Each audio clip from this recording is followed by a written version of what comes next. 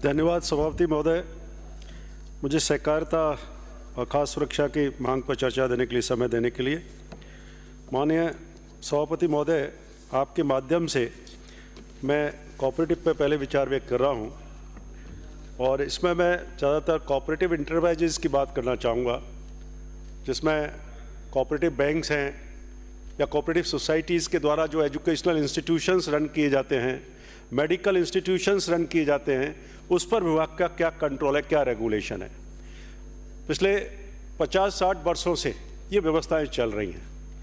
Cooperative societies के तहत educational institution स्थापित होते हैं और मेडिकल इंस्टीट्यूशंस स्थापित होते हैं, कॉलेजेस स्थापित होते हैं, लेकिन मेरी जानकारी के अनुसार विभाग का उस पर कोई कंट्रोल नहीं होता, ना कोई ईयरली कोई रेगुलेशन बनते हैं, ना ऑडिट होती है। और जिस तरह से समाज के कमज़ोर तबके के या मध्यम वर्ग के जो लोग हैं वहाँ उनके बच्चे पढ़ते हैं और वो बहुत सारा लाभ कमाते हैं, उस लाभ का वो उपयोग कैसे करते हैं, फंड्स का क्या दुरुपयोग करते हैं, सदुपयोग करते हैं या फर्दर इंफ्रास्ट्रक्चर में ही उपयोग करते हैं, इस पर ध्यान देने की ज़रूरत है।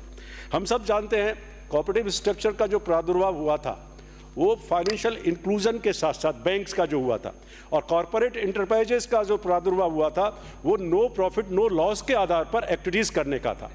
तो जितनी भी सोसाइटीज़ एक्ट के तहत जितने भी कॉरपोरेट इंटरप्राइजेस चल रहे हैं, इस सिद्धांत का पालन नहीं किया जा रहा। मैं आपके माध्यम से सभापति महोदय, माननीय मंत्री जी का ध्यान आकर्षित करना चाहूँगा, इसके लिए एक विशेष सेल गठित करें और इस पर बहुत रेगुलेशन की ज़रूरत है। जितने भी एजुकेशनल इंस्टीट्यूशन, चाहे यूनिवर्सिटीज़ चल रही हैं, चाहे प्राइवेट कॉलेजेस चल रहे हैं, चाहे इंजीनियरिंग कॉलेजेस चल रहे हैं और गवर्नमेंट भी सोसाइटी एक्ट के तहत टेक्निकल इंस्टीट्यूशन चलते रहे हैं, मेडिकल कॉलेज जो है, राज महस जो है, वो उसी का ही स्वरूप है, लेकिन कोऑपरेटिव विभाग का क्या कंट्रोल है, क्या रेगुलेशन है, इसको देखने की ज़रूरत है।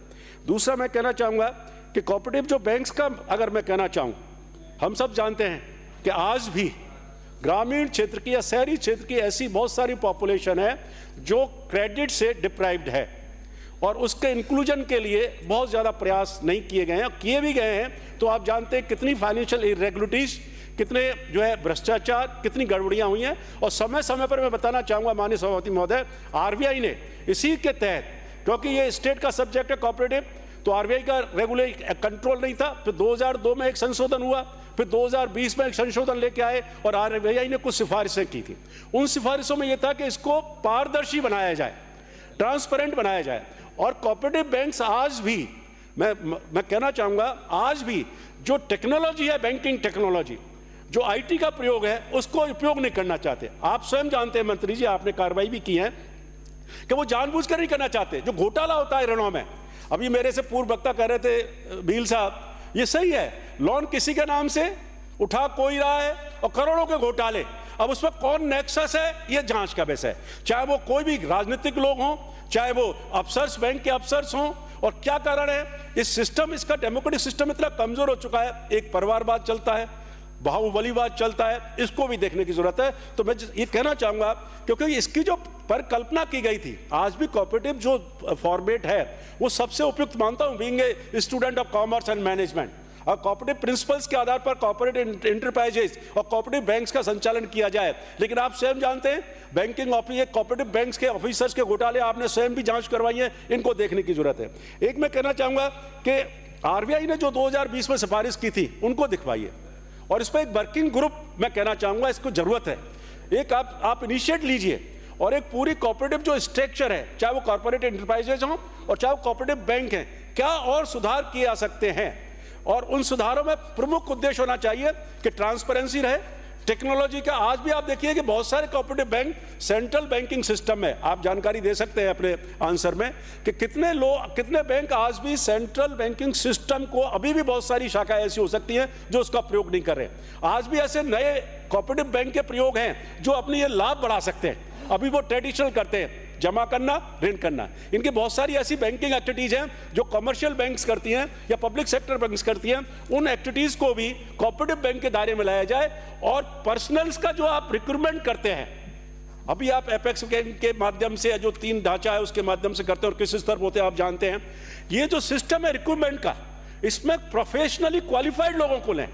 ये कैडर को डिफाइन करके कर रखा है तो बहुत अच्छा है। इस कैडर को डिफाइन करिए, उस कैडर के अनुसार क्या क्या क्वालिफिकेशंस होनी चाहिए। अभी भी प्रोफेशनल्स, मैनेजमेंट प्रोफेशनल्स नहीं होते, बैंकिंग के बारे में नहीं समझते। जो क्लरिकल स्टाफ आता है या जो उससे ऊपर का कैडर का स्टाफ है, मैनेजर से आप असिस्टेंट रजिस्ट्रार नियुक्त कर देते हो बैंकों में, आप इसके लिए अलग कैडर बनाइए।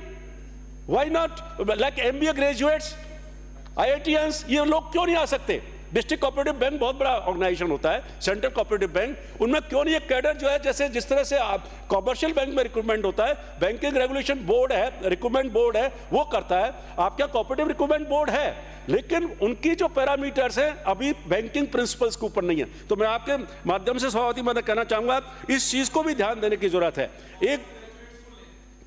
एक मैं कहना चाहूंगा, NPA आज बार बार सरकार को चुकाना पड़ता है और हर किसान मांग करता है कि मेरे ऋण माफ किए जाए। तो NPA की समस्या को मुक्त होने के लिए, उस समस्या से मुक्त होने के लिए मैं कहना चाहूंगा कि जो वाइडर और एरिया है, न्यू एरिया है बैंकिंग एक्टिविटीज के, उनको कोऑपरेटिव बैंक में प्रवेश दिलाया जाए, उनको बाध्य किया जाए। केवल ये नहीं है कि भाई ऋण दे दिया जाए और बस इतनी हो गई, इसको भी देखें।